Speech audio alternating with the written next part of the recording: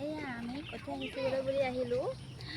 কঠীয়া মেলি ঘৰত ভাঙি মেলি লৈ আহিছোঁ। এইফালে আমাৰ আৰু আনিছে কঠীয়া। এইখিনি চব প্ৰত্যেক জাতৰে ধান ন, ইয়াত থৈ লৈছোঁ আৰু এবাৰ অলপ অলপকৈ নি মেলি কৰিম আৰু।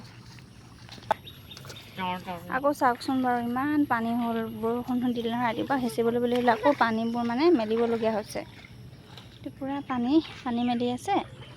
পানী মেলি শেষ হোৱাৰ পিছতহে কঠীয়া সিঁচিব পাৰিম। বৰষুণ যাক দি ৰাতিপুৱা বহুত দিগদাৰ লগালে মানে। চাওকচোন কেনেকুৱা পানী হৈ গ'ল। কঠীয়া তুলি সিঁচিবলৈ হ'লে আৰু মানে অলপমান সময় ৰ'ব লাগিব আৰু মৈ দিয়াৰ পিছত আকৌ মানে মৈও দিব লাগিব। এবাৰ মৈ দিলে তাৰপিছত আকৌ এটা মৈ দিব লাগিব। এওঁ আকৌ আহিবলৈ নাপায় যে, একদম আহিবলৈ নাপায়। পূৰা পানী খচিবলৈ লাগি গৈছে মানে। পানী খচি বিৰাট ভাল পায় মানে। নাপায় যে পূৰা খচিলোঁ আজি, পূৰা খচিলোঁ। আহা যাওঁগৈ, আহা আমি গা ধুই ল'বা, আহা ভাগৰ লাগিব, আহা দেই।